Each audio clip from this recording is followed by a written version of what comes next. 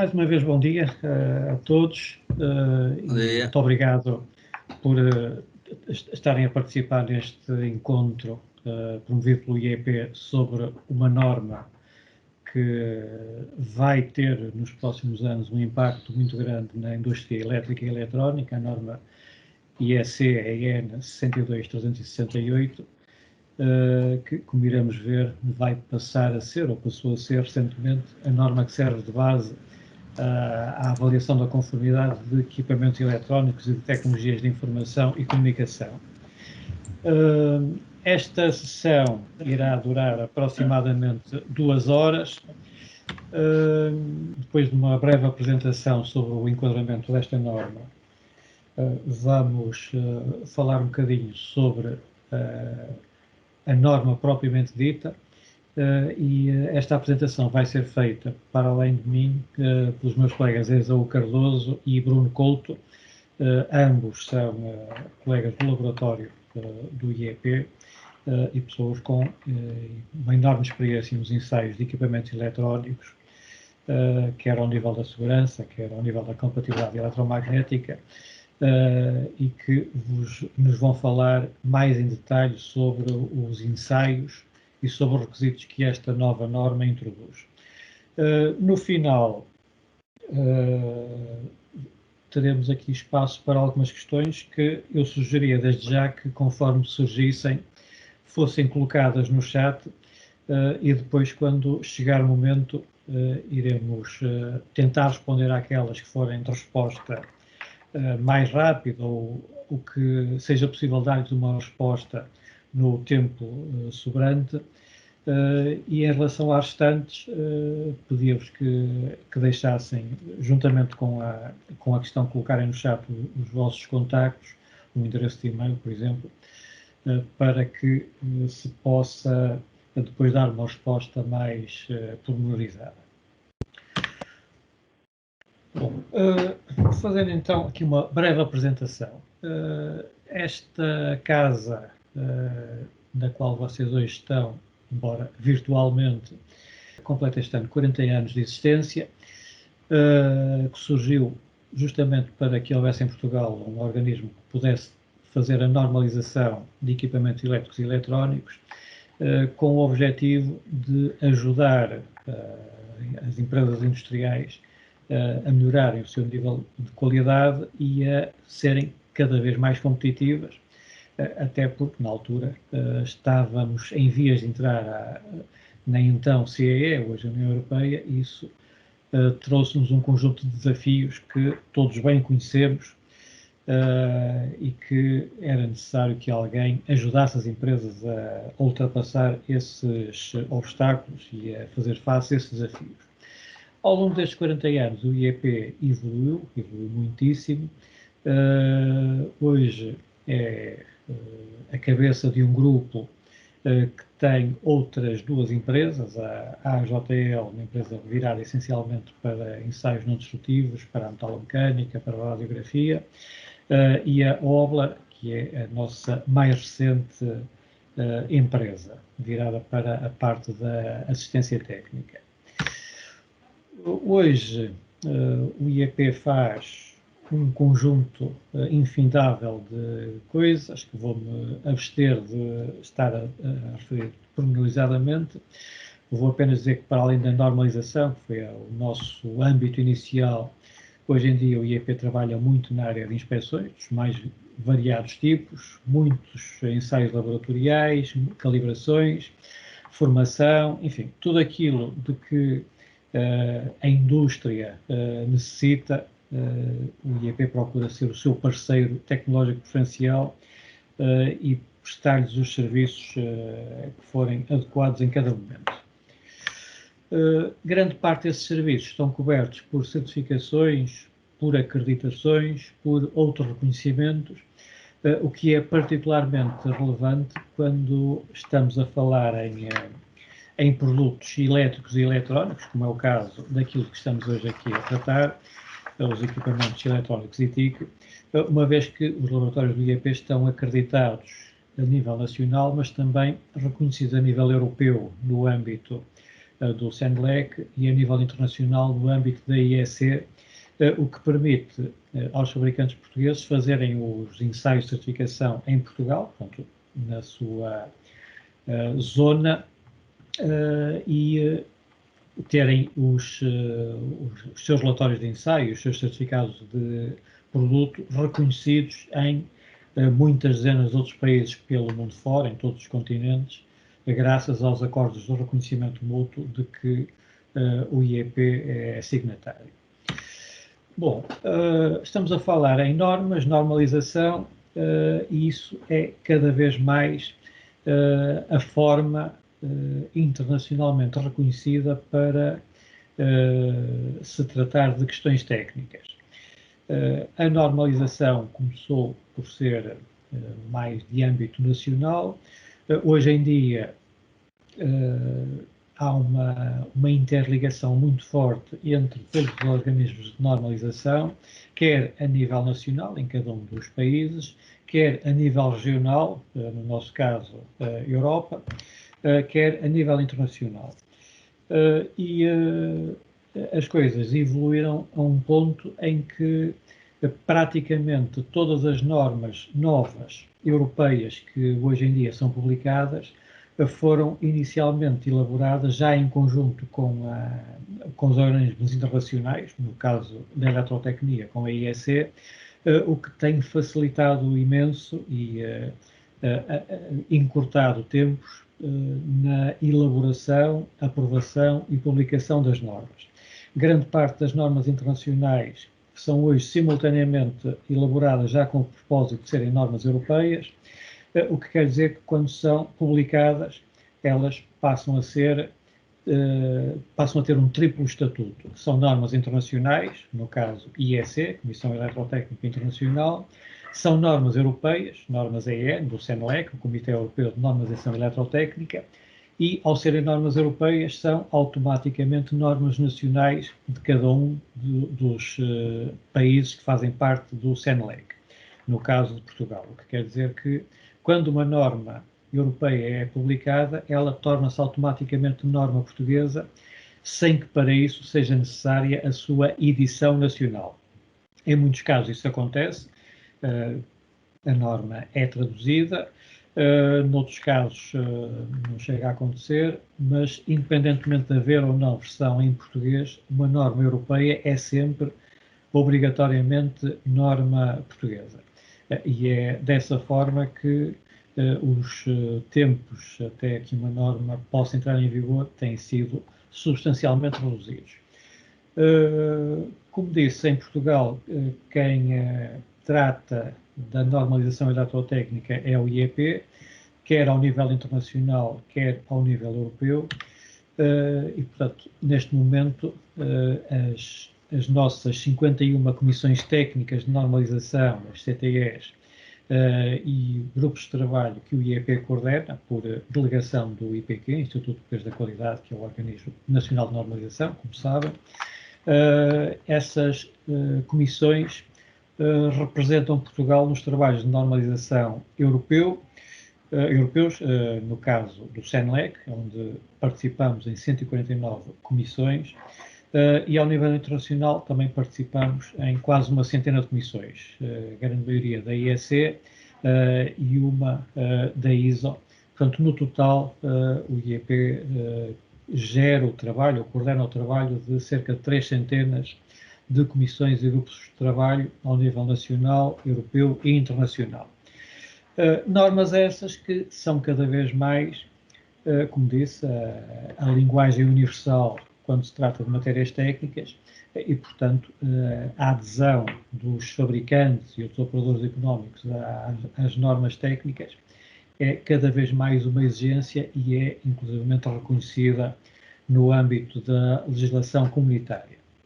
Agora, podemos perguntar porque é que nos preocupamos tanto com normas, existindo essas normas, porque é que fazemos ensaios baseados nelas? Bom, só para termos algumas ideias, as normas tratam de variadíssimos aspectos, desde a intermutabilidade de componentes até formatos e dimensões, aspectos de segurança, aspectos de eficiência, nomeadamente energética, enfim, tratam de um conjunto de temas que são cada vez mais uma preocupação para os consumidores, para os cidadãos em geral e, por conseguinte, também para os poderes públicos, para quem faz a legislação e para quem tem a tarefa de zelar pelo cumprimento dessa mesma legislação, nomeadamente os organismos de controle do mercado.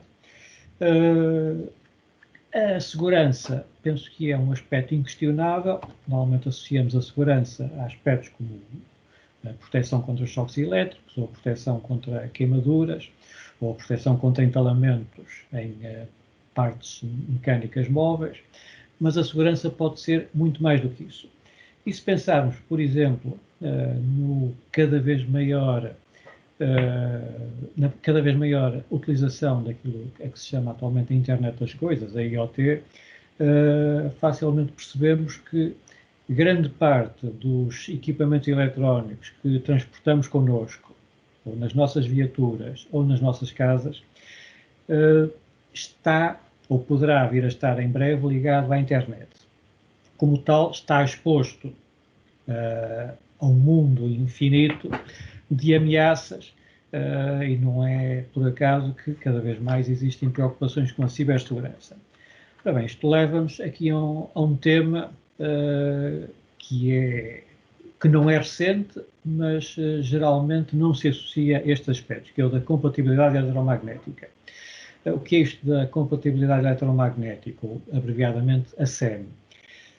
Não é mais do que, para os equipamentos eletrónicos, um conjunto de regras de boa convivência com outros equipamentos eletrónicos.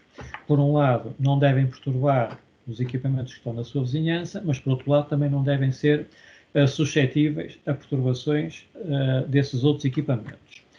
Perturbações essas que tradicionalmente associamos mais à componente elétrica pura, digamos assim, mas cada vez mais tem uma componente digital de comunicação e, portanto, é muito fácil que alguém invada o nosso espaço privado, por exemplo, para alterar as configurações do ar-condicionado nas nossas casas, ou enquanto estamos numa amena reunião familiar, fazer passar um filme pornográfico na televisão da nossa sala, o que naturalmente seria extremamente desagradável, ou invadir os nossos computadores.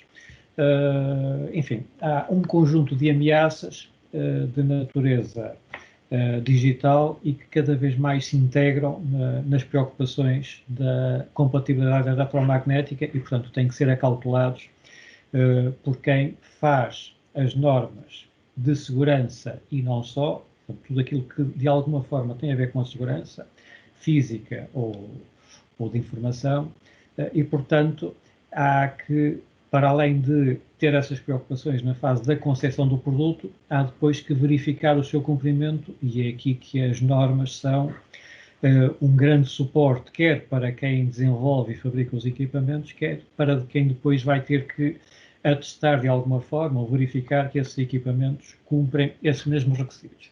Portanto, estamos aqui perante uma coisa que se designa habitualmente por avaliação da conformidade, em que alguém vai declarar que aquele produto, aquele equipamento, aquele sistema cumpre um conjunto de regras que se aceita, à luz do melhor conhecimento técnico e científico atual, se aceita que são seguros, que estão de acordo com as regras que permitem colocá-lo no mercado licitamente. No caso da União Europeia, nos atualmente 27 Estados-membros, até ao final do ano passado 28, há um conjunto de regras legais que apontam para a crescente utilização das normas, justamente como suporte à avaliação da conformidade, que no caso dos produtos elétricos e eletrónicos é traduzido pela aposição da marcação CE, que todos certamente conhecem de ver em inúmeros produtos que estão disponíveis no mercado. Esse contexto legislativo está atualmente enquadrado em 3 diplomas, uma decisão e 2 regulamentos, o chamado pacote de produtos, ou Goods Package, de qual refiro em particular o Regulamento 765, que é o que apresenta as regras e os princípios aplicáveis à marcação CE e à correspondente fiscalização do mercado, para verificar se essas regras estão a ser devidamente cumpridas. Esse Regulamento 765 está em vigor já há muitos anos, sendo regulamentos, como provavelmente saberão, não carecem de transposição para o direito interno dos Estados-membros, ao contrário das diretivas, e, portanto, ele está em vigor sem ter que ser publicado em Diário da República, no caso de Portugal. O que saiu em Diário da República são as regras nacionais, nomeadamente para a aplicação de sanções em caso de incumprimento. E essas regras nacionais estão publicadas no Decreto-Lei 23 de 2011, que foi já no final do mês passado, portanto ainda nem há um mês, foram alteradas pelo Decreto-Lei 9 de 2021, que veio apertar de alguma forma a malha à fiscalização do mercado e, portanto, alerto particularmente os fabricantes de equipamentos eletrónicos para a importância que tem este decreto-lei conjugado com o anterior, o 23 de 2011, onde se define quais são as regras e as consequências do seu incumprimento no caso de Portugal.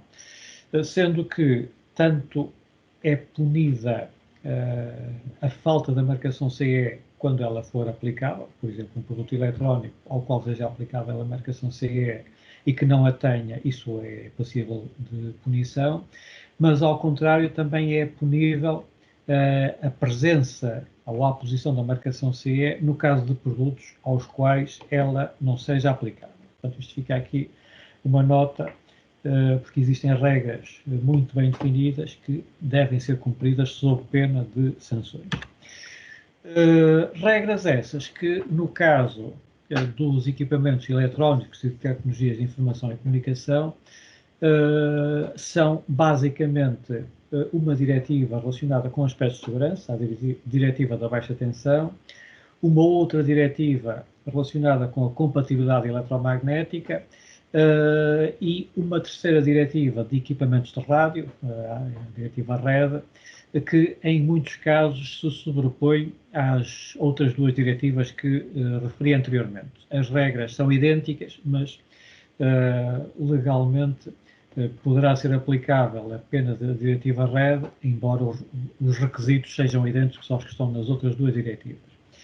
São também frequentemente necessárias a diretiva RoHS, que tem a ver com a restrição ou proibição de alguns produtos no fabrico de produtos e componentes eletrónicos, chumbo, cádmio, etc., e a diretiva do ecodesign, da concepção ecológica de produtos. Faço notar que estas 5 diretivas que acabei de mencionar, todas elas tiveram a sua transposição para o direito nacional alterado pelo decreto-lei que referi há pouco, portanto, em termos de fiscalização do mercado e de sanções, tem que aplicar sempre estas 5 diretivas em conjunto com a legislação nacional. Bom, chegados aqui, vemos que a marcação CE, tal como outras marcas, nomeadamente de certificação, constitui de alguma forma um passaporte para que um produto, no nosso caso eletrónico, possa ser licitamente colocado no mercado e possa circular livremente em todo o espaço da União Europeia. Chama a atenção para que as regras no Reino Unido, no início deste ano, foram alteradas. A marcação CE é transitoriamente aceite no Reino Unido durante este ano, mas entretanto foi criada uma outra marca que vem substituir nessa zona a marcação CE e, portanto, dentro em breve, quem produzir e exportar para a Inglaterra, por exemplo, terá que se cingir a essas novas regras. Isso será tema para uma outra conversa, não vamos agora alongar-nos sobre isso. Marcação CE, União Europeia, isto, dito assim, pode parecer uma coisa muito simples, mas não é só afixar essas duas letrinhas, CE, nos produtos e dizer que eles estão conformes. É preciso seguir aqui um conjunto de etapas que começam por aplicar, ou melhor, identificar as diretivas que são aplicáveis aos produtos em causa, por exemplo, a diretiva da baixa tensão ou a diretiva da compatibilidade eletromagnética, sendo que essas diretivas não dizem como é que se fabricou o produto, nem os requisitos técnicos que ele deve satisfazer. As diretivas apenas estabelecem aquilo que se chamam os requisitos essenciais, por exemplo, a diretiva da baixa tensão pouco mais diz do que os produtos elétricos e eletrónicos devem ser seguros. Agora, de que forma é que essa segurança é garantida? Isso depois é remetido para requisitos técnicos que são publicados em normas. Normas essas que se designam por harmonizadas quando servem de base à avaliação da conformidade com diretivas europeias. Portanto, uma vez identificadas as diretivas aplicáveis e identificadas as normas harmonizadas que permitem avaliar a conformidade do produto em causa, há que conceber, fabricar, ensaiar esse mesmo produto e garantir que ele cumpre essas ditas normas. Isso é feito, nomeadamente através de ensaios laboratoriais, que o próprio fabricante poderá ter meios para isso ou recorrer a laboratórios independentes, e uma vez demonstrada a conformidade com as normas, presume-se que esse produto está conforme com os requisitos essenciais e, portanto, com as diretivas. Isto é uma via indireta de demonstrar a conformidade com as diretivas, que é demonstrar que eles estão conformes com normas harmonizadas que se enquadram no âmbito dessas diretivas. Uma vez essas etapas cumpridas, o fabricante, então, pode apor licitamente a marcação CE no produto, emitir a correspondente declaração de conformidade, que em muitos casos deve acompanhar o produto, e então colocá-lo no mercado. Para terem informações mais detalhadas sobre estes aspectos, podem a qualquer momento consultar o site da Comissão Europeia, onde encontram informação por normas, por categorias de produtos, por países, por Estados-membros, enfim. Encontram aqui no site da Comissão Europeia, na DG Growth, um conjunto de informação muito útil e que podem filtrar em função daquilo que pretendem conhecer e do produto em causa. Agora, uma nota é que isto das normas e das diretivas e particularmente da segurança não é uma coisa trivial, não é uma coisa muito simples e muito menos é uma coisa que se possa encarar de ânimo leve. Portanto, eu diria que avaliar a conformidade não é um assunto para amadores, isto deve ser feito por quem realmente domina estes assuntos, sob pena de colocarmos no mercado produtos não conformes, produtos perigosos e produtos que vão pôr em causa a segurança, o bem-estar, a segurança também ao nível digital, a cibersegurança, e, portanto, isto deve ser tratado com muita seriedade e não tentar, de alguma forma, furar as regras sob pena das consequências que são suficientemente penalizadoras para desincentivar o seu incumprimento. Bom, isto em relação ao aspecto regulamentar, ao aspecto legal. Para conseguirem ter informação sobre as normas que servem de base a todo este processo de avaliação da conformidade, podem consultar os sites da Comissão Eletrotécnica Internacional, a IEC, onde podem pesquisar por norma, por tipo de produto, por comissão técnica, Neste caso tem aqui o exemplo da Comissão Técnica 108, que é que elabora a norma de que estamos hoje aqui a falar. Podem consultar também o site do Comitê Europeu de Normalização Eletrotécnica, o CENELEC, onde, para além da pesquisa por norma ou por produto, têm adicionalmente a vantagem de poder consultar por diretiva ou diploma comunitário e ver que normas é que se enquadram nessa diretiva e, portanto, que normas é que permitem avaliar a conformidade com essas mesmas normas. No caso de Portugal, como referi, o Organismo de Normalização Nacional é o IPQ, Instituto de Preços da Qualidade, que tem também um catálogo eletrónico onde igualmente podem pesquisar por norma, por palavra-chave, por produto, enfim, há um conjunto de campos que permitem identificar as normas que interessam para uma determinada circunstância.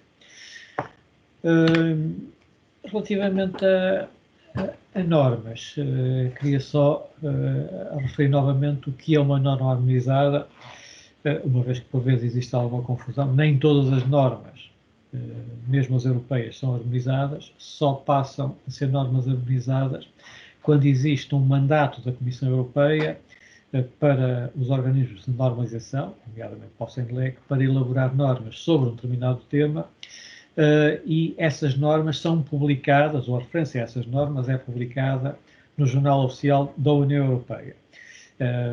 E, portanto, só quando as normas são mencionadas no Jornal Oficial é que elas são efetivamente consideradas como normas harmonizadas e permitem a presunção de conformidade com as diretivas.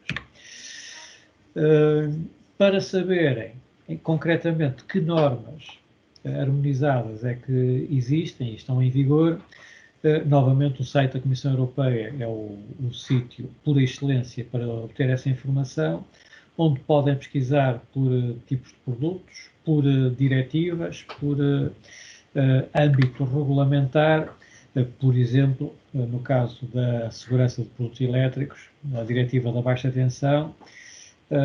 Se chegarem aqui ao site da Comissão Europeia, encontram uma ferramenta muito útil, que é, para além das próprias diretivas e de guias de aplicação, encontram listas atualizadas, quer em PDF, quer em formato Excel, com todas as normas harmonizadas que, na data em que fizerem a consulta, permitem a presunção de conformidade com essa diretiva.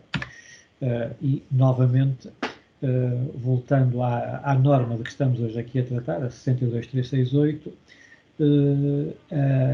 a listagem mais atual que está no site da Comissão Europeia é de 30 de novembro, é bastante recente, e refere a norma 62368 como conferindo presunção de conformidade desde a sua publicação, em 2016, e, para além disso, refere também que as normas anteriores, a 60.065, aplicável a produtos eletrónicos, áudio e vídeo, e a norma 60.950, aplicável a produtos de tecnologias de informação, cessaram a presunção de conformidade com esta diretiva em 20 de dezembro.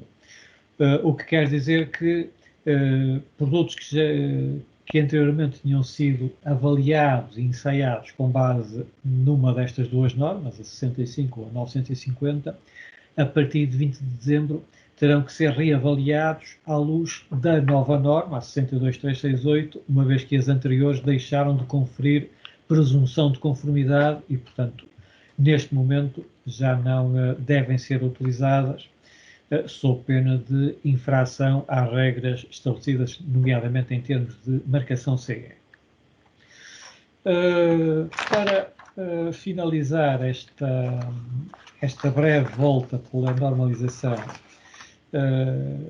queria só deixar-vos um convite para quem ainda não está ligado à normalização nacional e que não participa nas comissões técnicas de normalização, fica o convite para que participem, uma vez que dessa forma se podem manter atualizados sobre tudo aquilo que é informação relativa a categorias de produtos ou a âmbitos técnicos, e dessa forma também podem influenciar o conteúdo técnico de normas futuras que estão ou irão estar em elaboração e, ao mesmo tempo, ter contacto direto com outros parceiros, potenciais clientes, concorrentes, instituições independentes que trabalham nestas áreas, e dessa forma participarem no que será o futuro da normalização no âmbito que tecnicamente será mais relevante para cada um de vocês.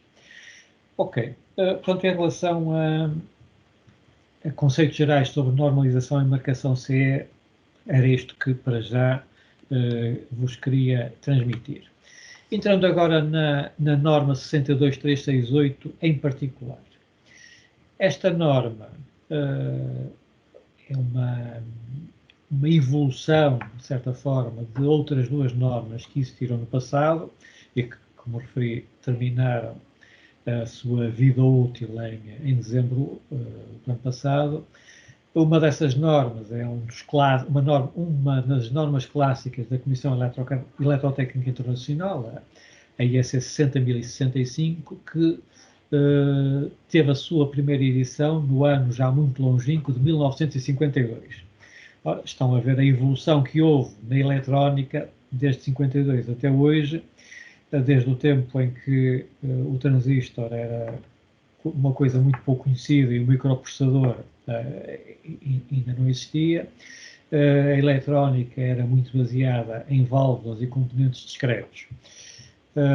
Portanto, estamos a ver a evolução que houve neste âmbito. Depois a outra norma, que também foi extinta recentemente, a 60.950, teve a sua primeira edição em 1986, é aplicável, ou era aplicável a equipamentos eletrónicos de tecnologias da informação, e, novamente, a evolução que houve no setor da informática e das comunicações nestes últimos cerca de 40 anos foi brutal, e, portanto, um equipamento de tecnologias de informação hoje já pouco terá a ver com o que era nos anos 80.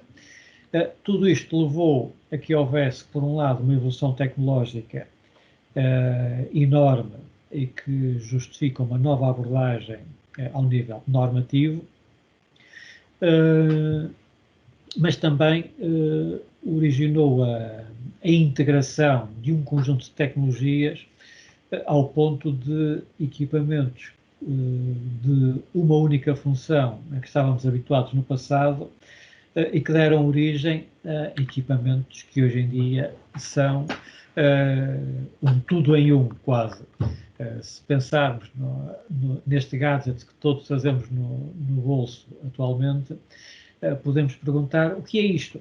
É um telefone? É, sem dúvida, mas é também um computador, é um receptor de GPS, é um televisor, é um relógio despertador, enfim, é quase tudo aquilo que nós possamos querer. É também um terminal bancário,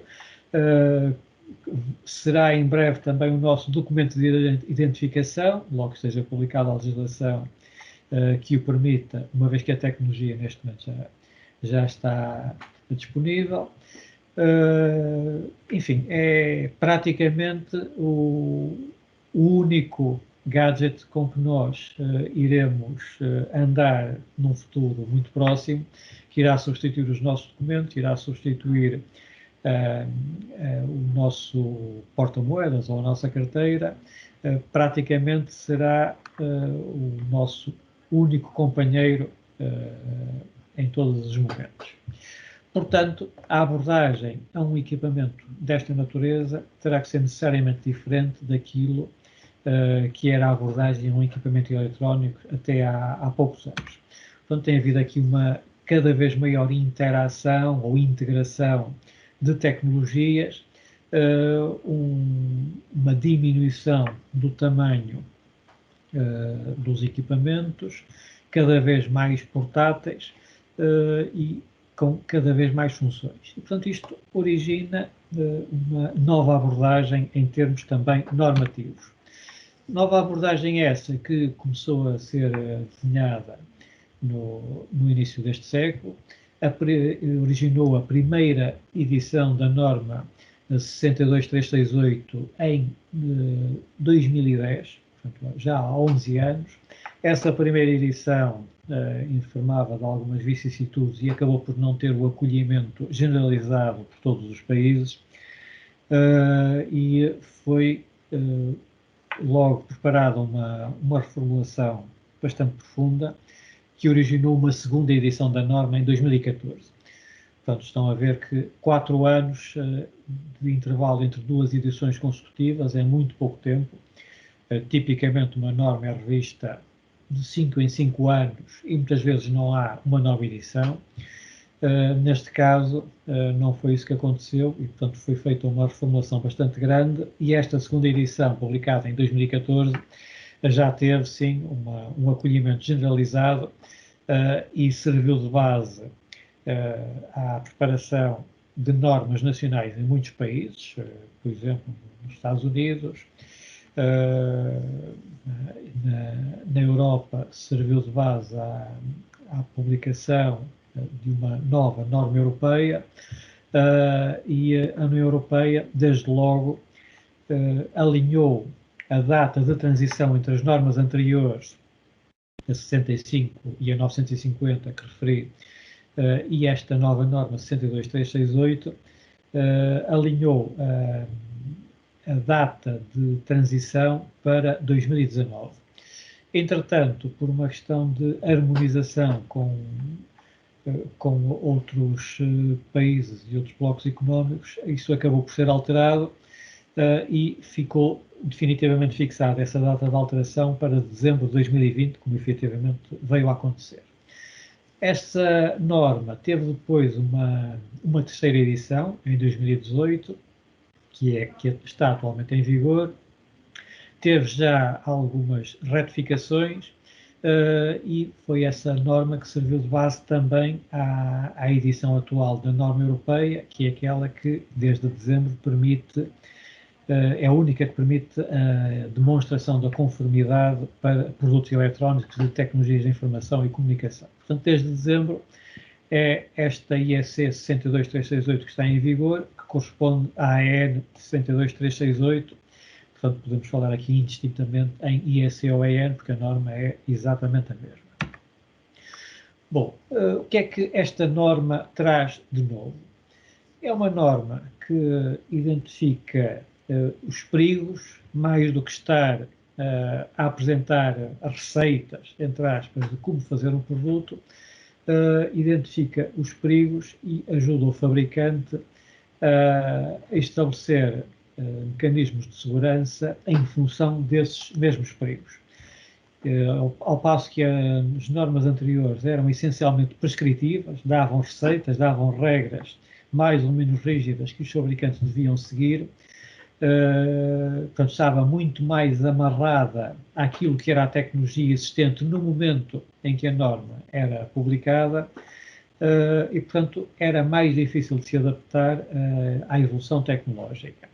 Esta nova abordagem que a 62368 introduz na normalização eletrotécnica vem permitir uma maior independência da tecnologia, portanto, o fabricante tem muito mais opções para conceber, para desenhar, para projetar os seus produtos, sendo que o foco passa a ser mais em garantir que existe uma prevenção dos perigos, mais do que estar a seguir receitas que no passado demonstraram ser seguras, mas, no entanto, podem ser muito limitativas da evolução tecnológica. Portanto, esta 62368, em poucas palavras, é uma norma que se baseia numa análise dos perigos e que é uma norma independente das tecnologias, portanto, não é prescritiva, ao contrário das normas anteriores. Existe um documento, um Technical Report da IEC, que suporta todas as decisões que estiveram na base da sua publicação e que está também disponível. Agora, Uma coisa que gostava de deixar claro é que a 62368 não é de forma nenhuma apenas uma mistura, uma junção ou uma fusão entre as duas normas anteriores que veio substituir, porque ela tem uma abordagem radicalmente diferente daquilo que era a abordagem dessas normas anteriores e que eram baseadas e não é, portanto, uma norma baseada essencialmente numa avaliação de riscos, mas sim numa análise dos perigos, que são duas coisas bastante diferentes, como certamente saberão. Um perigo é qualquer coisa que pode causar danos, ao passo que um risco é a probabilidade de que esse perigo efetivamente venha a causar danos. E um exemplo muito simples é um tubarão que anda no mar, na sua vida, é um perigo, é sem dúvida, mas só será um risco para quem estiver próximo dele, uma pessoa que esteja em terra, até pode ver o tubarão a uma certa distância, mas de forma nenhuma isso constitui um risco, porque não há qualquer forma de o tubarão atacar a pessoa, uma vez que ela não está no mesmo meio, o tubarão está no mar, a pessoa está em terra, e está a uma certa distância, portanto a probabilidade de haver aqui um risco é nula. E é justamente essa a diferença entre o que é um perigo e o que é um risco. Como disse, a 62368 faz uma análise aos perigos e estabelece metodologias para que esses perigos não se transformem em riscos para os utilizadores. Que tipo de perigos é que a 62368 analisa? São os tradicionais em qualquer produto eletrónico, desde logo os riscos, ou perdão, os perigos decorrentes da energia elétrica. Todos nós sabemos que a eletricidade poderá dar choque, portanto isso é um perigo que deve ser acautelado de alguma forma, mas também os riscos de natureza térmica, os componentes elétricos podem aquecer com o uso e, portanto, haver aqui um risco de queimadura, o risco de ignição, de aparecimento do fogo e a sua propagação, também é um perigo que tem que ser acautelado. Os perigos de natureza mecânica, por exemplo, o entalamento numa peça móvel, e eventualmente perigos de natureza química ou decorrentes de radiações ionizantes ou não ionizantes, conforme o produto que o equipamento eventualmente possa produzir. Portanto, tudo isto são perigos que são analisados à luz desta nova norma e que, quando se justificar, depois vamos ver o que é que isso significa, deverão ser acautelados através de salvaguardas introduzidas no equipamento. Portanto, qual é que é o modelo que a 62368 estabelece? A partir de uma análise das fontes de energia que podem representar um perigo para o utilizador ou para a instalação onde o equipamento vai estar a ser utilizado, vai-se avaliar se essa fonte de energia elétrica, térmica, etc., vai ultrapassar limites que de alguma forma possam representar uma ameaça ou um dano para pessoas ou para instalações. Isso tendo em conta a forma como poderão atingir o corpo, bem como a sua intensidade, a sua magnitude e a sua duração, que é totalmente diferente a exposição a um perigo instantâneo, praticamente não se chega a perceber, ou a exposição mais prolongada e que pode ter outras consequências. Em função desta análise, ou da análise deste modelo, deverão ser introduzidas as necessárias salvaguardas ou proteções que permitam evitar que essas fontes de energia, que poderão representar um perigo, possam, de alguma forma, atingir o corpo, partes do corpo, e, portanto, causar acidentes. basicamente, o modelo de segurança que a 62368 estabelece é fazer uma análise ao produto, ao equipamento e, quando aplicável, quando necessário, introduzir as necessárias proteções numa análise de engenharia e não tanto uma análise de regras estritas com base em receitas conhecidas do passado e que acabam por ser limitadoras. Portanto, esta análise é feita tendo em conta também os tipos de utilizadores que vão estar aqui envolvidos. Que podem passar por pessoas comuns, utilizadores comuns, onde se integram, por exemplo, pessoas mais vulneráveis, nomeadamente crianças e pessoas mais suscetíveis, e que, nesses casos, as regras de segurança devem ser mais apertadas, porque estamos a pôr o equipamento em contacto, nas proximidades de pessoas que não são especializadas, não estão conscientes para os perigos da energia ou para os riscos que daí advêm, e, portanto, têm que ser protegidas, têm que ser salvaguardadas para que esses perigos não os coloquem em perigo, passo a pleonar.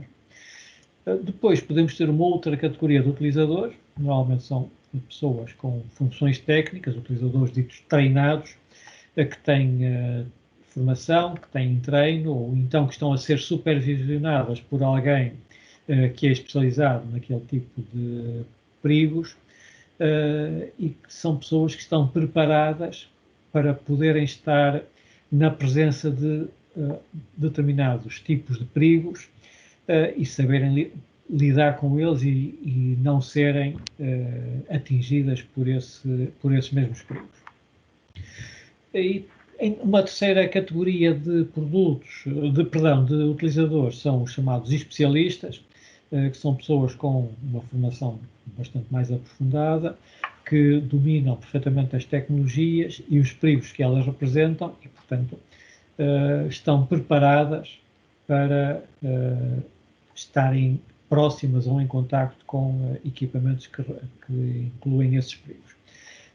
Isto são pessoas para as quais as próprias regras de segurança serão muitas vezes suficientes, em vez de ser necessário um bloqueio físico ou um impedimento físico de acesso às partes ou às peças que constituem esses perigos.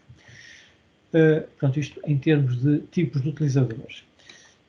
Em termos de tipos de fontes de perigo, fontes de energia, elas estão também classificadas em 3 categorias, ou 3 classes, que vão desde a classe 1, que são aquelas fontes de energia que têm um efeito não detectável, ou se for detectável, não é doloroso, por exemplo, tensões elétricas de baixa amplitude podem ser apercebidas por utilizadores mais sensíveis, mas não representam de forma nenhuma um dano, não causam choque elétrico, nem, do ponto de vista da propagação do fogo, não provocam o aparecimento do fogo, nem sequer a sua propagação.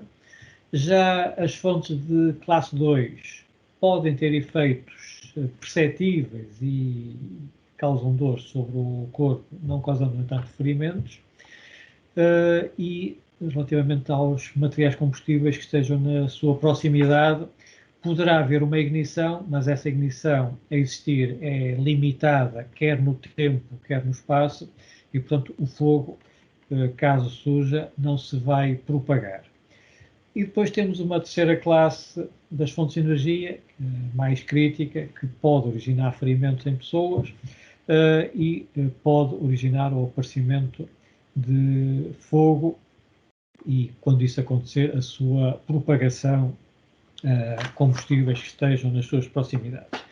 Portanto, será agora, à volta disto, tipos de utilizadores, tipos de fontes de energia, tipos de salvaguardas ou de proteções entre a fonte do perigo e o utilizador, vai ser à volta disto também que os meus colegas Esaú Cardoso e Bruno Couto vão agora fazer as suas apresentações. Pela minha parte, agradeço e depois no final fico à disposição para alguma questão que tenham relacionada com estas matérias. Muito obrigado. Eu vou repetir algumas questões e vou dar uma abordagem até para depois ligar, digamos, estes assuntos com uma parte mais técnica. Não vamos aprofundar muito, mas vamos dar uma visão mais prática também da aplicação da norma, portanto, em alguns aspectos.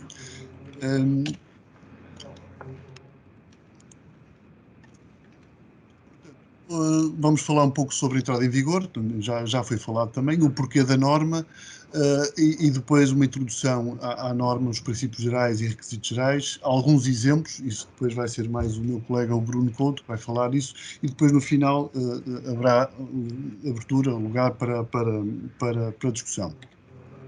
Pronto, como já foi dito, a norma 62368 deixou de, aliás, as antigas normas, portanto, a 62368 vem substituir as antigas normas da 60065, aplicável a equipamentos de áudio e vídeo, e a 60950, que é uma norma aplicável a equipamentos de tecnologia de informação. Portanto, isso aconteceu, portanto, estas normas, a 65 e a 950, deixaram presumir a conformidade desde 20 de dezembro de 2020. Portanto, neste momento, a norma que está em vigor é esta, é a EN 62368-1 de 2014. Portanto, já foi dito que esta norma, portanto, qual é a razão, qual é o motivo histórico? Portanto, isto há muitos anos atrás, digamos, haviam vários classes de equipamento eletrónico, digamos assim. Haviam, por exemplo, ao nível dos equipamentos de escritório, haviam os telex, haviam alguns equipamentos que eram específicos dos escritórios, e aí tínhamos a norma IEC 380, tínhamos datas, equipamento de processamento de informação nos seus primórdios, que era a IEC 435, e depois a um nível mais doméstico tínhamos a 60.065. Entretanto, estas duas fundiram numa única norma, 60950, e nós aqui nos laboratórios sentimos sempre a dificuldade, aliás, com este crescendo da tecnologia, em perceber o que é que um equipamento, onde é que o equipamento caía. Por exemplo, um carregador de USB, se fosse para um telemóvel, era tecnologia de informação; se fosse para um dispositivo de áudio, seria na 65. No entanto, o dispositivo era o mesmo. Portanto, isto criava aqui alguma confusão na aplicação da norma para produtos que muitas vezes eram exatamente os mesmos. Pronto. E de facto o guia 112 durante algum tempo serviu para distinguir o que era uma coisa e o que era outra. A 62368 põe tudo no mesmo saco, o que é lógico, digamos assim. Estamos a partilhar toda a mesma tecnologia, e deixou de haver esta confusão. Esta nova norma, portanto, é aplicável a aparelhos eletrónicos de consumo, áudio e vídeo, tecnologia de informação e equipamentos de tecnologia de comunicação, pronto, como já foi dito, não é? É baseada no perigo, e nós aqui vamos explorar um bocadinho esta questão do perigo, o que é que esta palavra quer dizer. Isto só assim é um bocadinho seco dizer isto, é baseada no perigo. Claro que as normas anteriores também preveniam o perigo, mas esta de facto tem uma visão diferente. É independente da tecnologia, ou seja, e já vamos também perceber porque é que é independente da tecnologia, porque não está focada no pormenor construtivo, e já vamos ver alguns exemplos, mas não deixa também de ser baseada, e aqui talvez terá sido a grande dificuldade, não deixa de ser baseada nos princípios da engenharia que haviam até antes da 62368, ou seja, há um histórico de ensaios, há um histórico de avaliação da conformidade, há métodos de ensaios que não deixaram de ser válidos para esta nova norma. No entanto, digamos que a abordagem e toda a forma de aplicação da norma é diferente, digamos, e isso é o que muda bastante, digamos, a abordagem desta norma e a forma de olhar para um produto e saber o que é que vamos fazer, que ensaios é que se vão fazer, que verificações é que vão fazer e como é que vamos lidar com esses perigos. Aqui um pequeno resumo. De facto, isto aqui é um bocado mais cinzento, já é do passado, e eu espero sinceramente que em todo o registro, em todo a restante norma, este conceito prevaleça, que é que de facto a norma é baseada, as anteriores normas eram baseadas em incidentes, ou seja, quando havia, por exemplo, um acidente com uma criança ou ardia um produto e queimava um escritório, portanto, uma equipa de peritos tentavam perceber o que é que tinha acontecido ao produto e a partir daí criavam novas regras construtivas para que, digamos, não voltasse a acontecer isso. Portanto, à medida que iam também crescendo as tecnologias, teríamos que ter aqui, digamos, algumas novos requisitos que englobassem essas novas tecnologias. Temos, por exemplo, o caso do LED na iluminação, temos outras tecnologias que foram evoluindo e tudo isto, de facto, digamos, é uma forma de avaliar para os produtos que penso eu que no futuro há de ser transformada mais no perigo do que na construção. Pronto, e por isso mesmo era mais reativa ao mercado, à evolução tecnológica, do que a nova norma que é mais proativa, ou seja, é baseada no perigo. Portanto, como disse, é independente da tecnologia e este é um ponto importante, não é focado de uma forma determinística nos pormenores de construção, na construção que produz qualquer coisa, mas sim naquilo que produz, ou seja, o meu produto quando estiver a aquecer vai provocar um perigo de aquecimento. Portanto, é focada nas consequências de um desempenho ou do funcionamento do produto, ao passo que a outra era de dentro para fora, esta não, digamos, olha para o perigo de fora para dentro. Este modelo, digamos, está na base do modelo da construção, da análise da norma, e é um modelo que nós aqui no IAP, e eu pessoalmente utilizo há muitos anos, quando quero, nomeadamente na área da compatibilidade eletromagnética e de outras áreas, mas quando quero resolver um problema, este é o modelo que eu sempre utilizo. Primeiro, tentar perceber de que é que se queixam, olhar para a vítima, qual é o problema que está a afetar um potencial queixoso, ou um queixoso em concreto.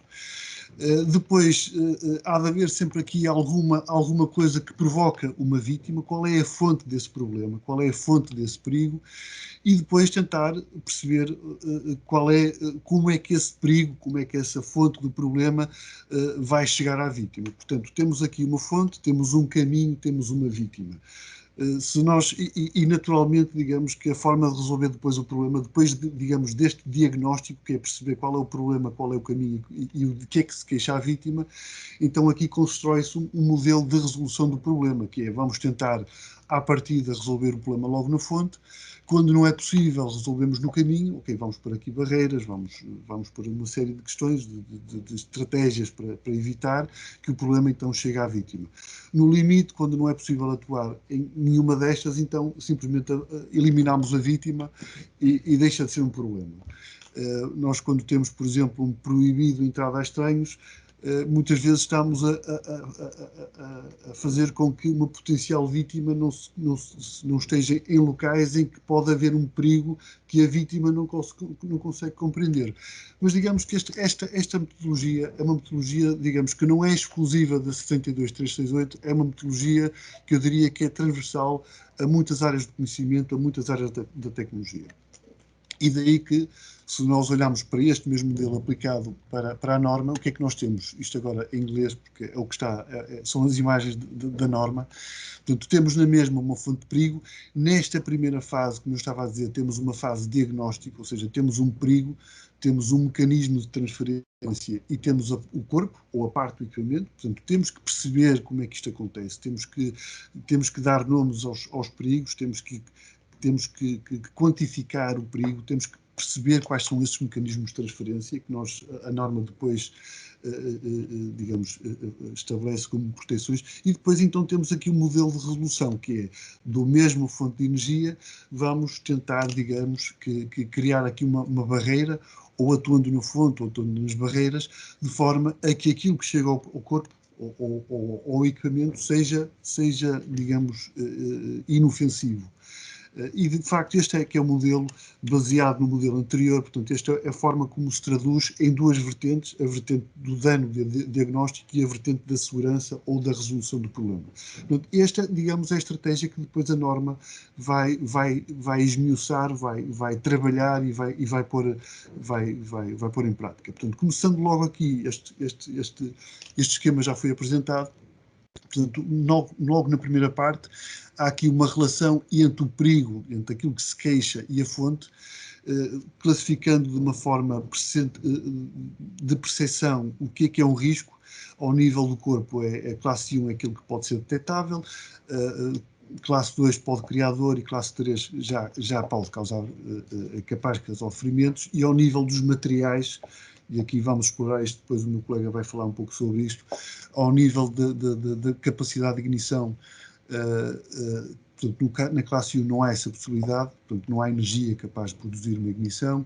Na classe 2 é possível haver uma ignição, mas não há propagação, e depois a classe 3, digamos, é o resto de uma história, que é a ignição e depois propagação, deflagração, portanto, tudo isso. Mas digamos que este aqui é o que nos permite, de uma forma, logo à partida, organizar 3 níveis de energia, quer pelas suas fontes, quer também pelas suas consequências. Dando já nomes às coisas, aos riscos, há vários riscos que são identificados: o risco de dano elétrico, o fogo, o dano mecânico e o dano térmico. Nós vamos falar destes 3, não vamos falar tanto do risco mecânico, mas aquilo que as normas estabelecem, abaixo dos 30 volts não há risco. Isto está um pouco, está um pouco relacionado com os circuitos CELV do passado. Esta norma abandonou esse termo, o CELV já não existe, é um circuito ES1. A classe 2 é abaixo dos 50 volts, portanto já pode causar algum dano, mas nunca causa um ferimento, e a classe 3 acima dos 50 volts já é, digamos, já é passível de criar um ferimento. A mesma coisa para o fogo. O fogo está diretamente relacionado com a potência disponível, portanto, qualquer coisa que tenha uma potência disponível inferior a 15 watts é assumido, não só nesta norma, mas já em muitas outras normas, é assumido que nunca vai resultar numa ignição e naturalmente num incêndio. Potências abaixo dos 100 watts já pode haver ignição, mas não é provável que haja fogo, e acima dos 100 watts, portanto, existem outras classes, mas estou a pôr aqui as principais. Acima dos 100 watts já podemos ter aqui, digamos, incêndio, já pode haver aqui a história final já pode ser outra. Pronto, e depois, para cada uma das danos mecânicos e térmicos, existem vários tipos de limites que nós também vamos voltar a abordar.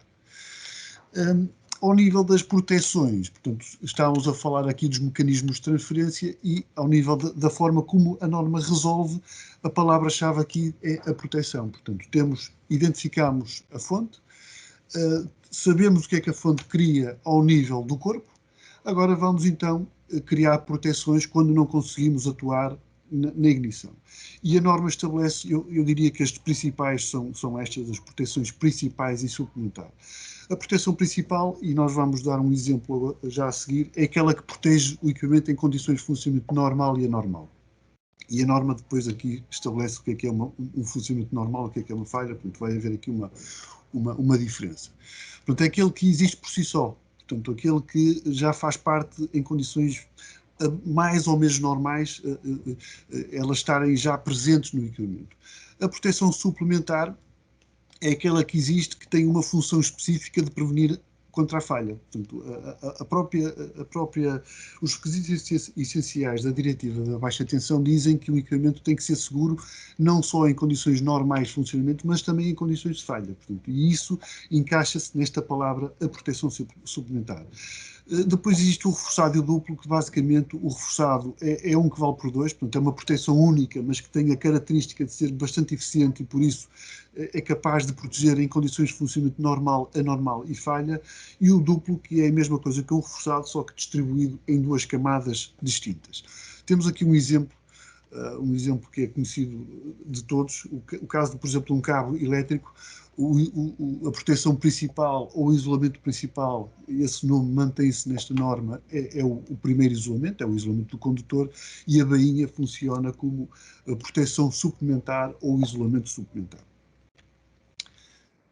dando aqui uma visão de funcionamento anormal e falha. Portanto, funcionamento anormal, isto são palavras, são textos da norma, traduções da norma, condição de funcionamento temporário, que não é funcionamento normal e não é uma condição de falha. Portanto, há de estar ali a meio, digamos assim, é um funcionamento normal. Falha simples. É uma condição de falha de um componente, dispositivo ou proteção. Neste caso aqui estamos a falar de uma proteção principal do equipamento em condições de funcionamento normal. Portanto, isto é uma falha. Temos aqui exemplos de um funcionamento normal. Portanto, foi uma falha. O que é que aconteceu neste funcionamento normal? A própria poeira foi-se acumulando nas ventilações e isto vai resultar num funcionamento normal. O que é que nós retemos daqui? Retemos aqui que, de facto, um funcionamento normal é algo que acontece por origem numa condição externa. Não é qualquer coisa que nasceu no equipamento, é qualquer coisa que vem do exterior. É um funcionamento anormal.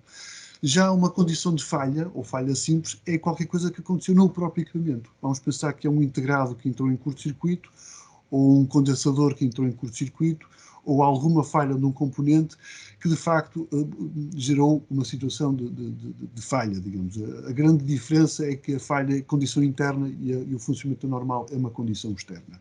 E, por isso mesmo, as condições externas, o equipamento deve estar preparado para poder operar nestas condições de funcionamento anormal.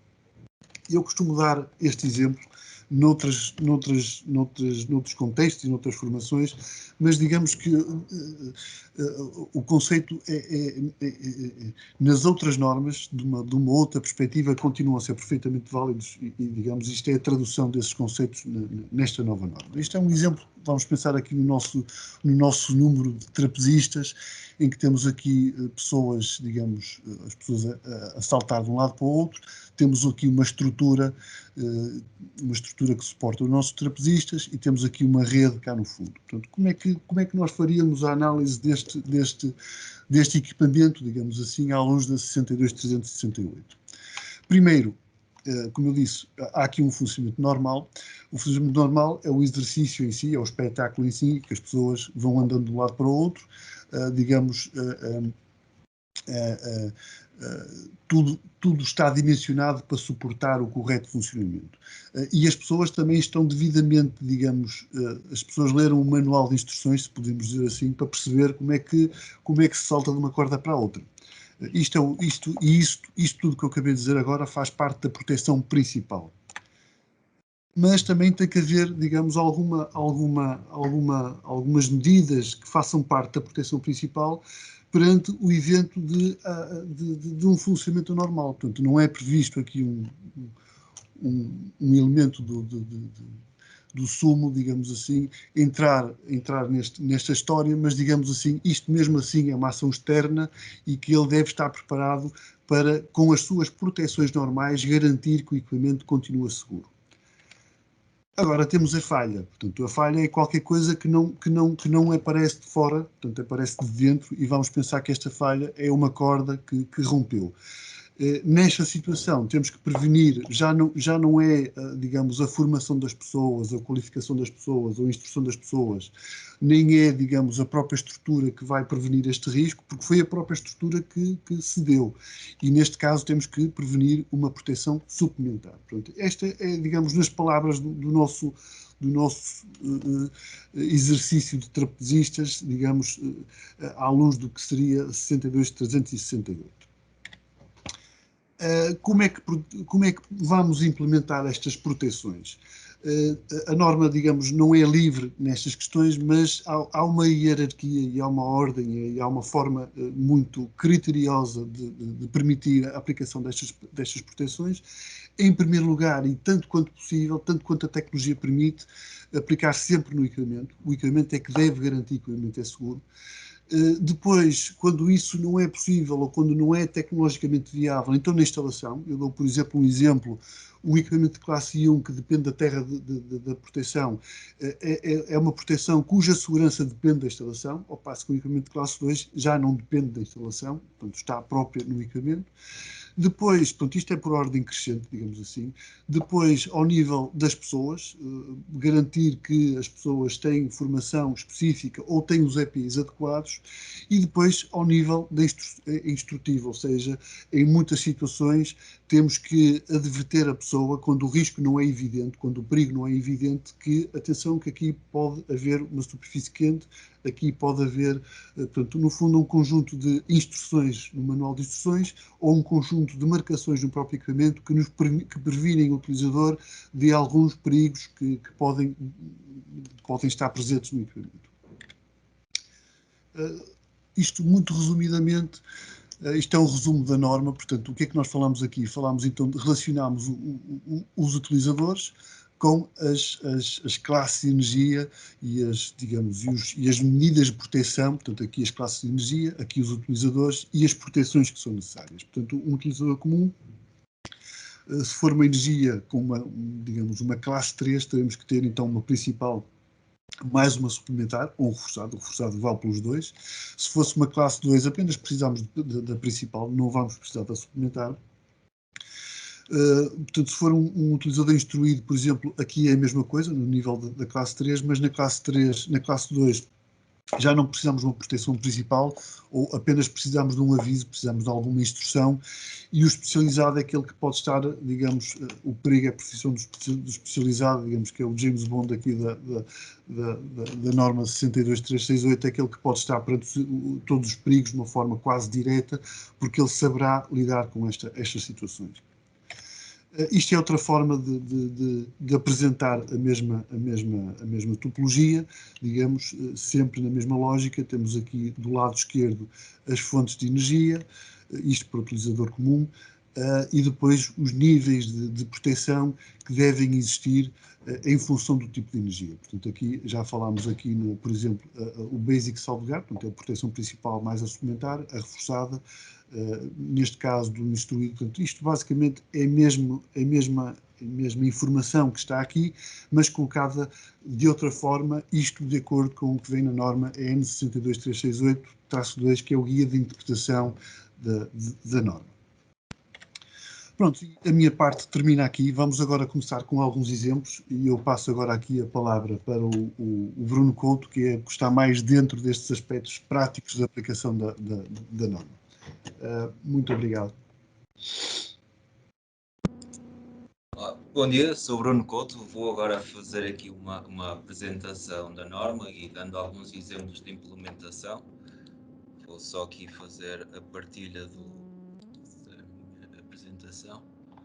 Pronto. Eu vou começar por fazer uma pequena síntese do que já foi dito, aqui neste fluxograma, pronto, em que temos duas vertentes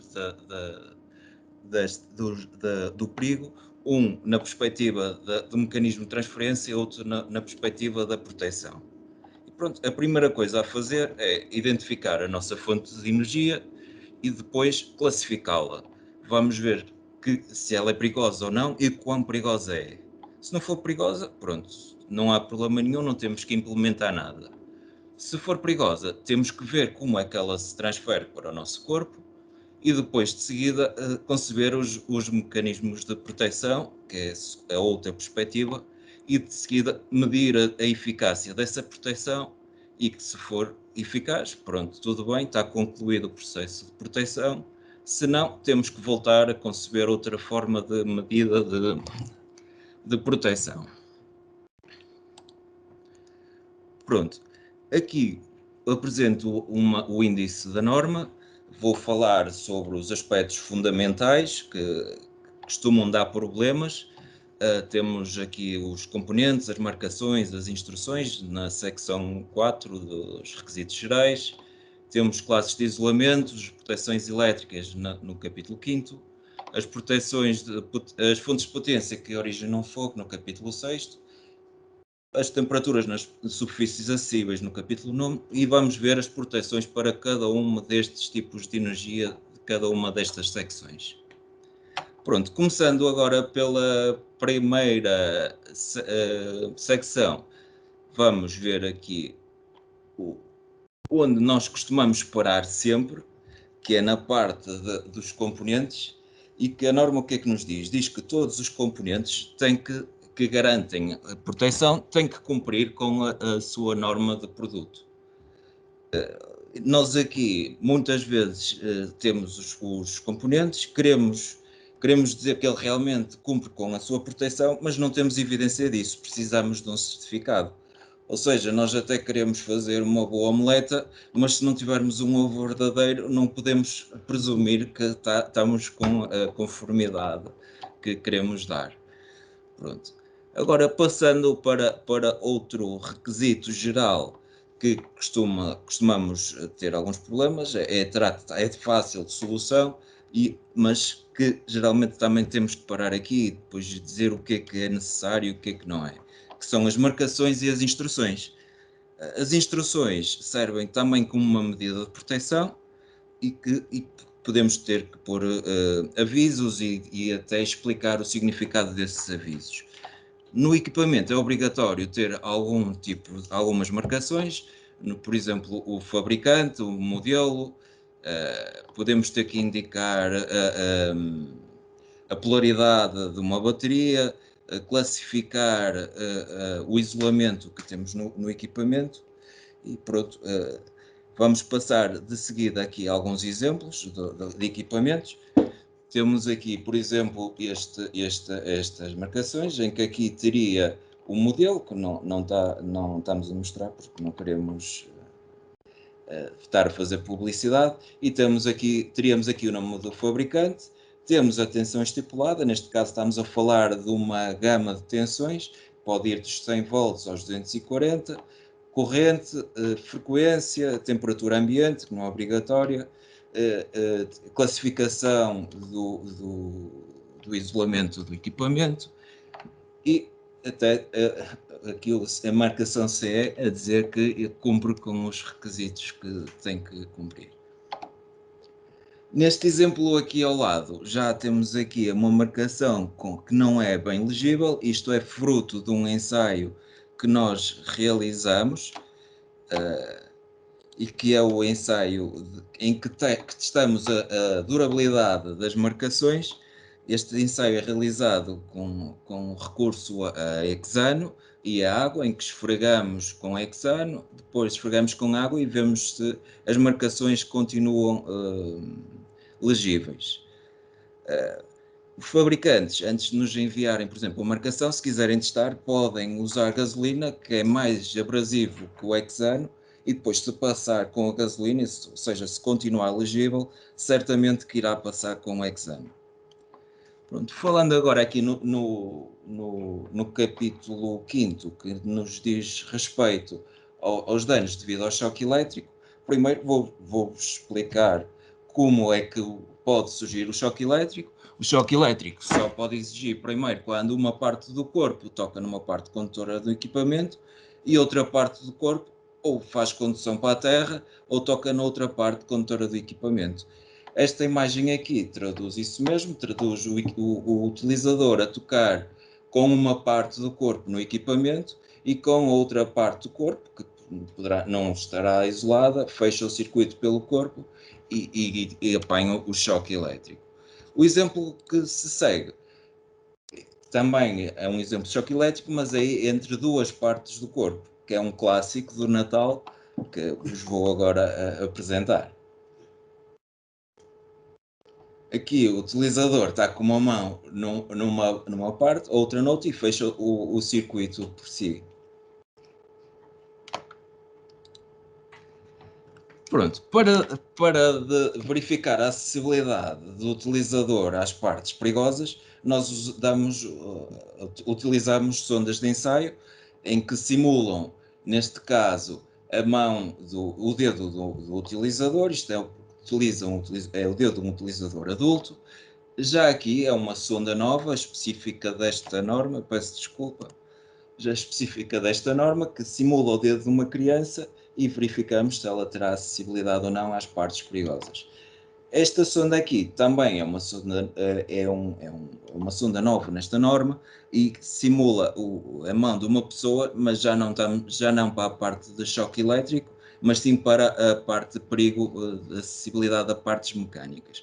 Por exemplo, um destruidor de papel, num destruidor de papel, esta parte nunca poderá tocar nas lâminas. Okay? Vou-vos falar da classificação do equipamento. O engenheiro Isu já nos deu há pouco um cheirinho, mas eu vou agora falar um pouco disto um bocado mais a pormenor. Pronto. Qualquer equipamento que tenha terra de proteção é um equipamento classe 1. A proteção fornecida pela terra é uma proteção suplementar que irá funcionar em condições de falha. O isolamento principal terá que ser garantido pelo próprio equipamento. Temos aqui o exemplo de uma ficha que tem a terra de proteção e temos aqui o exemplo, por exemplo, de duas tomadas, uma com terra e outra sem terra. Se ligarmos esta ficha a uma tomada sem terra, é a mesma coisa que não estarmos a usar a terra de proteção. Ou seja, nós, quando usamos este tipo de medida como proteção, temos que garantir que o utilizador irá utilizar uma tomada em que lhe forneça a terra para que essa proteção seja obtida. Isso tem que fazer parte, por exemplo, do nosso manual de instruções. Agora, passando para os aparelhos de classe 2, todo o tipo de proteção, os dois níveis de proteção têm que ser garantidos no equipamento, o isolamento principal em condições de funcionamento normal e anormal, e o isolamento suplementar em condições de falha. Agora vou-vos dar aqui, explicar mais ou menos como é que vamos aplicar a norma, e a primeira coisa a fazer é identificar e classificar as fontes de energia. Todas as fontes de energia nesta norma estão classificadas em 3 níveis, que é classe 1, classe 2 e classe 3. Nesse caso estamos a falar de fontes de energia elétrica, é o ES1, ES2 e ES3, em que de uma forma grosseira tem estes limites, estamos a falar de limites apenas aos 50 Hz. Depois de classificarmos identificar e classificar a nossa fonte de energia, temos que ver como é que esta fonte de energia se poderá transferir para o utilizador. Depois de ver como é que há essa transferência de energia, temos que ver que proteções é que vamos necessitar.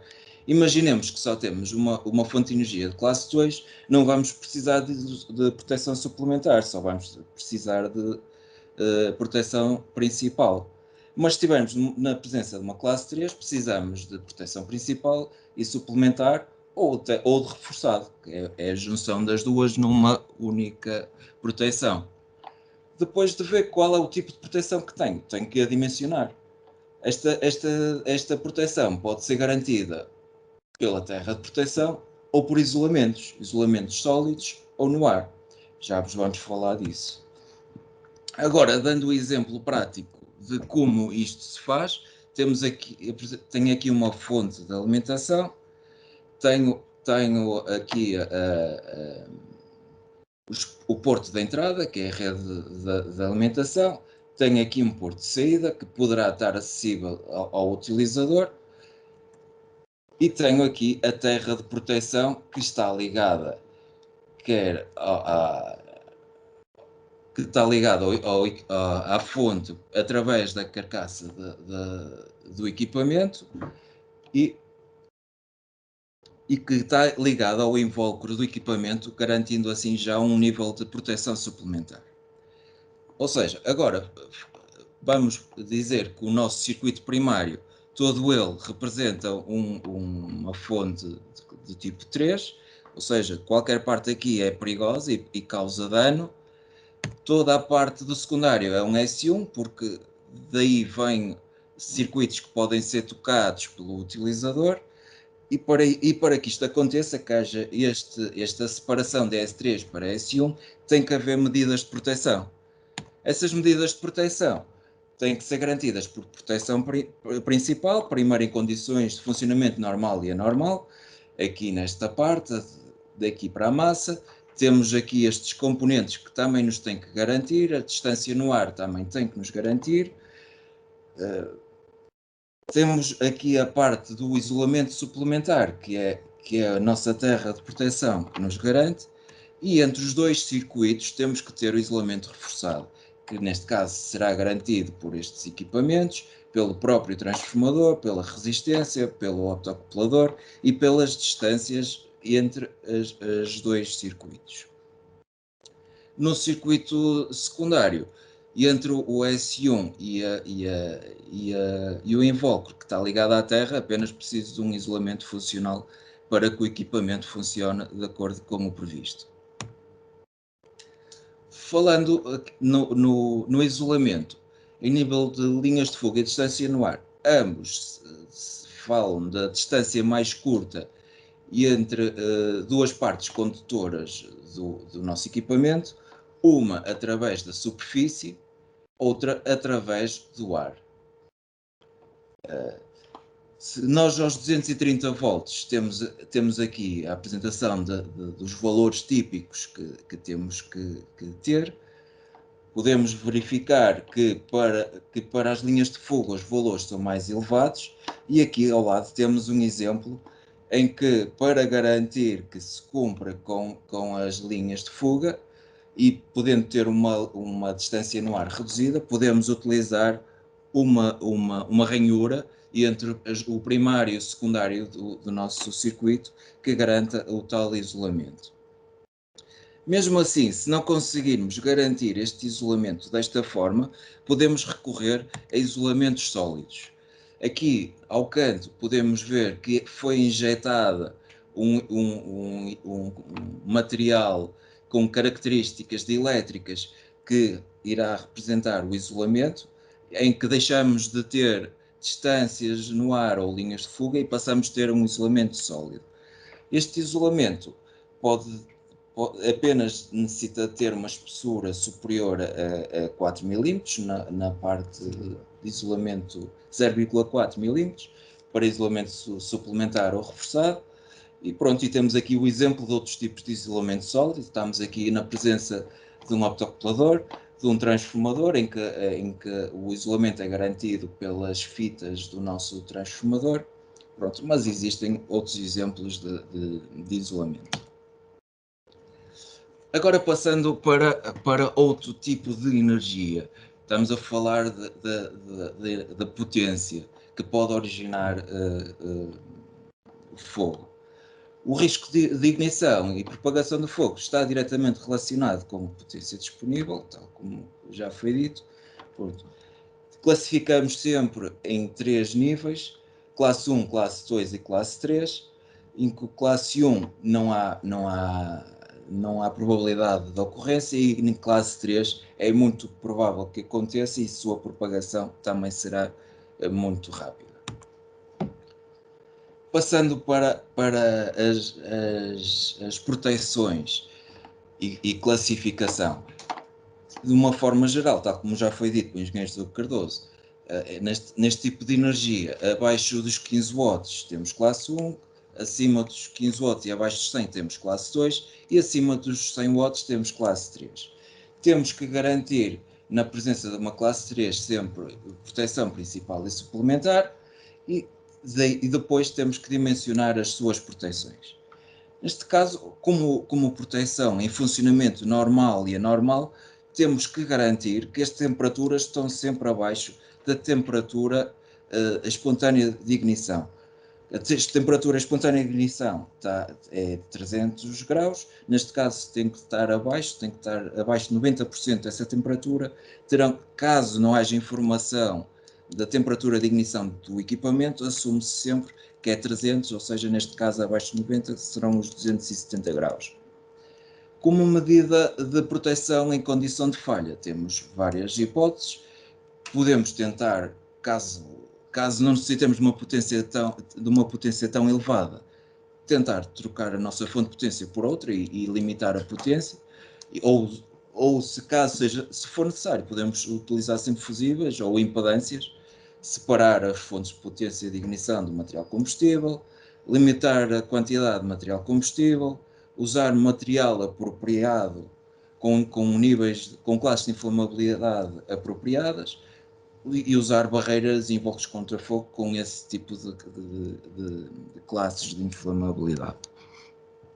De seguida, vou-vos dar aqui algum exemplo de como fazer a implementação do fogo em condição de falha. Pronto, temos aqui a nossa fonte de energia, temos aqui o nosso componente que irá falhar e pronto, como é que podemos prevenir esta falha se propaga e cria um incêndio? Primeiro tentamos limitar a potência para que se atinja a ignição. Se não for possível, tentamos limitar a corrente máxima através de um fusível ou através de uma impedância. Caso não seja possível, podemos atuar com uma barreira entre a nossa fonte de energia e o nosso material combustível.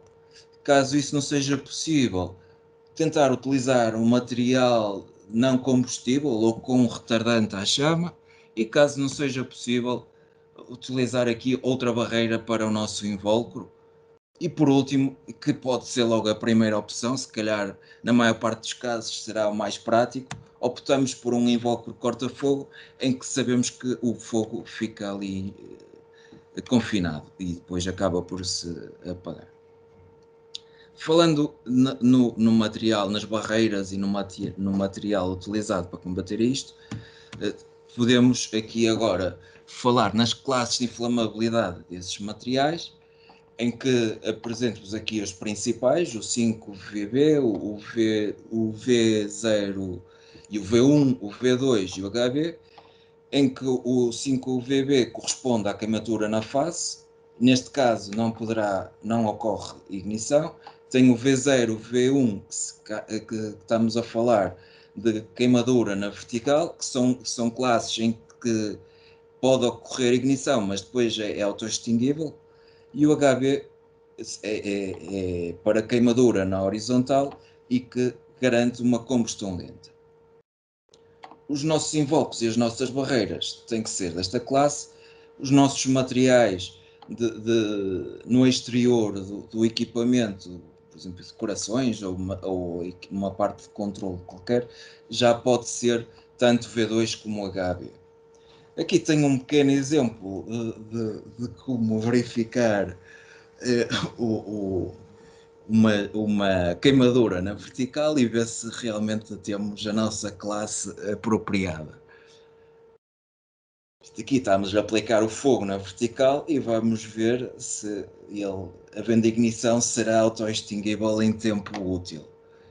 Parece-nos que não, que ele se está a propagar e que vai chegar ao nosso utilizador e que, por fim, não sei, talvez que crie algum dano, que é o que nós queremos tentar fazer com que não aconteça.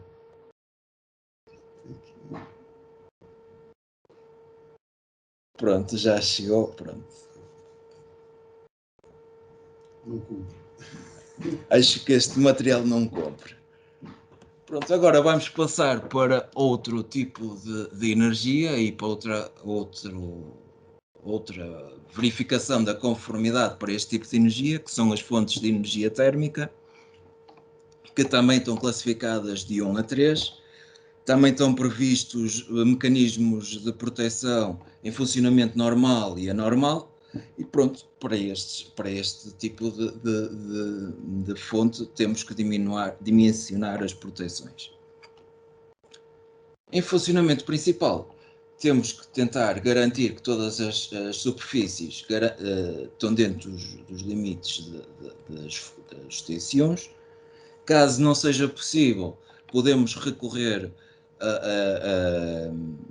a marcações, a instruções e colocar junto à superfície do nosso equipamento a avisar que tem uma superfície quente, mas isto só até ao TS2.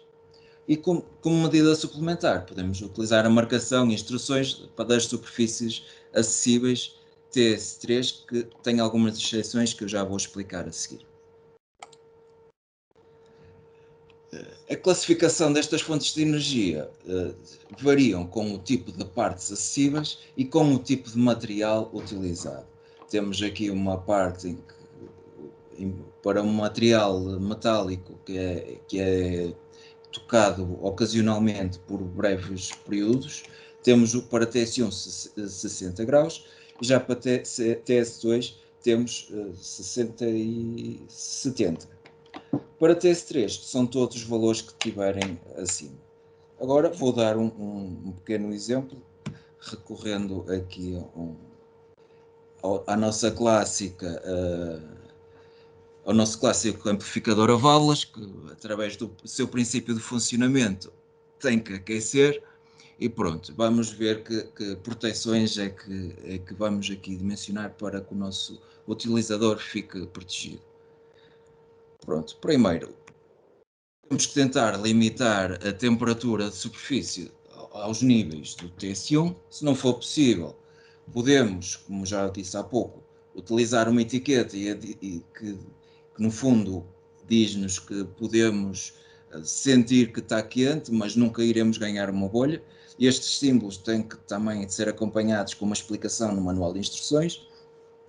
E caso atinjamos os níveis de uma TS3, temos mesmo que usar uma barreira em que a nossa parte acessível seria a própria barreira e nunca haveria o perigo de me queimar ou de sentir dor. Estamos a falar de condições de funcionamento normal e anormal. Em condições de falha, a nossa proteção suplementar é tentar limitar aos níveis do TS2. Isto pode ser, por exemplo, utilizando uma ventoinha que me arrefecesse o material e eu já lhe podia tocar e era um TS2. Caso não fosse possível, sinalizar com um aviso de perigo, superfície quente, e neste caso, o que é que eu teria que ter em consideração? Era que a parte que eu ia tocar nunca iria ser utilizada em condições normais para controlar o equipamento. Ou seja, se eu quisesse vir aqui para a parte do controle do amplificador, para que pudesse ligar, desligar, pôr mais alto ou mais baixo, nunca poderia ter acesso a um TS3, mesmo que tivesse aqui o aviso de perigo. Caso isso acontecesse, teria que ter mesmo uma barreira e pronto. Agora que vos falei das principais fontes de energia, as que nos costumam dar mais problemas, vou-vos falar que essas próprias fontes de energia têm que ter a robustez mecânica apropriada, de forma que essa proteção seja garantida ao longo da sua utilização prevista. E pronto, estão previstos ensaios de força estática, ensaio de queda, ensaio de impacto, e, por exemplo, aqui para o ensaio de queda, nós aplicamos o ensaio de queda se for previsto que o equipamento é feito para que se desloque de um lado para o outro, em que durante a sua utilização normal ele possa cair. Já um equipamento que é concebido para estar em cima de uma secretária já irá fazer o ensaio de impacto e não de queda. Temos aqui em baixo os dispositivos que são utilizados. Para o ensaio de impacto usamos uma esfera de meio quilo com 50 mm de diâmetro, que é deixado cair na maior parte dos casos a 1,30 m. Para o ensaio de queda, o equipamento é sujeito a 3 quedas, pode variar entre os 0,35 metros a 1 metro, mediante o seu tipo de utilização. E pronto, ambos são sujeitos a forças estáticas e depois, mediante o tipo de utilização e classificação do equipamento, teremos que ver que força aplicar. Outro tipo de proteção e de robustez mecânica é dos materiais termoplásticos, que têm que garantir que são resistentes ao calor e à deformação.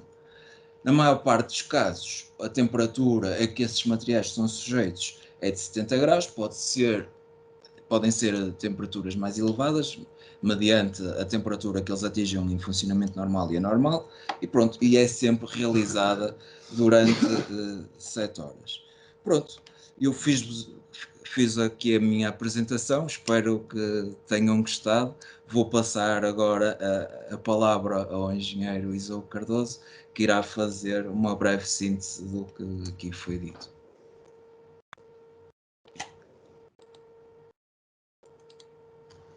Obrigado, Bruno. Vai ser mesmo uma breve síntese, porque também já faltam 15 minutos para o meio-dia. Portanto, aquilo que nós, resumindo, e aquilo que é a estratégia que deve ser seguida na resolução dos problemas, ou na abordagem, ou na resolução dos problemas, ou em garantir a conformidade do produto com a norma, é primeiro, portanto, a sequência de operações, primeiro identificar e classificar as fontes de energia. Portanto, há várias fontes de energia, as elétricas, as mecânicas, as de potência e as temperaturas, digamos, temperaturas às superfícies de queimadura. Depois de sabermos onde essas fontes de energia estão, então vamos dimensionar e aplicar a proteção. Existem muitas formas de aplicar as proteções, existem várias estratégias, digamos assim, para que podem ser definidas logo numa fase inicial do projeto, não só na perspectiva de proteger, mas também na sua visão económica, de como é que vamos conseguir, de uma forma fácil, económica, conseguir implementar de forma positiva uma proteção. Portanto, e aqui falamos de proteção principal suplementar e as condições de funcionamento normal, anormal e falha. E no final de tudo isto, então o algodão não engana, portanto, é preciso fazer o teste do algodão, que é verificar a conformidade do produto. Eu chamo a atenção, isto é uma questão bastante importante, é que todo o conhecimento da norma, normalmente, felizmente não tanto, mas muitas vezes deixa-se a parte da verificação da conformidade do produto para o pessoal da qualidade, ou o pessoal dos ensaios, e de facto depois chegamos ao fim, e quando chegamos ao fim e vemos que o produto, houve uma série de questões que não foram consideradas ao nível dos seus perigos, ao nível das suas proteções, isto falando na linguagem da 62368, depois há aqui um conjunto de iterações que consomem tempo, consomem dinheiro, consomem, digamos, uma série de recursos materiais, humanos e por aí fora. E estes problemas, digamos assim, são tão mais críticos quanto mais tarde, digamos assim, nos dermos conta ou começarmos a olhar para eles. Portanto, a mensagem que eu quero deixar aqui, e aliás esta norma é uma norma que é muito vocacionada também para quem concebe produtos, é que tenham em conta a norma e os requisitos, e nós acho que aqui fizemos hoje uma apresentação bastante transversal da norma, logo na fase da concepção do produto, logo numa fase de desenho, em que ele ainda nem sequer é físico.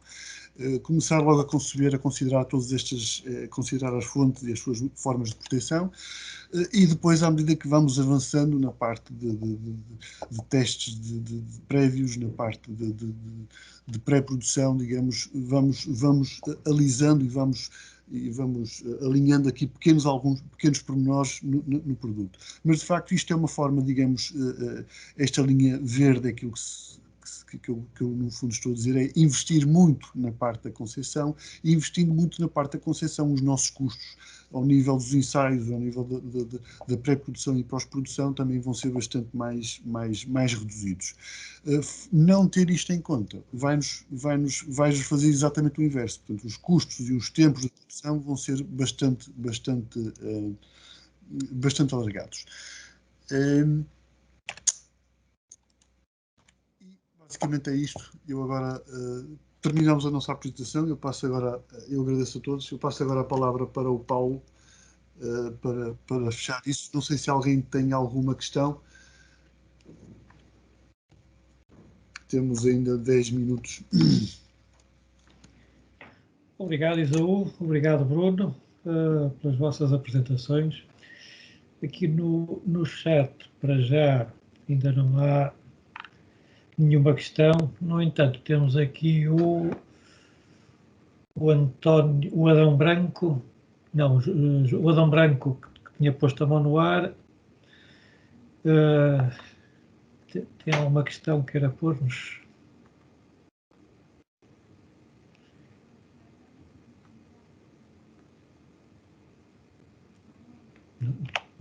Não está a ouvir. Depois tínhamos o João Loja Pereira, também pôs a mão no ar, quer-nos colocar a sua questão. Bom dia, obrigado pela uma boa apresentação. Queria fazer um reparo, o vosso chat não está ativo, é por isso que se calhar provavelmente você não tem nada no seu chat. Nós não conseguimos escrever no chat. Já recebi algumas mensagens. O chat está ativo no browser. Pois, eu não consigo ter acesso a ele. Ok, Teams, tudo bem. No Teams não, no browser está. Ok. Pois eu estou no browser e eu não tenho acesso ao chat, deve ser da minha parte. Mas eu tenho, é muito rápida a minha questão. Significa que a partir deste momento qualquer pessoa que tivesse um equipamento aprovado pelo método do Legacy, ou 60950, já não poderia colocar os seus equipamentos no mercado para venda, correto? Se ele for agora para o mercado, já não.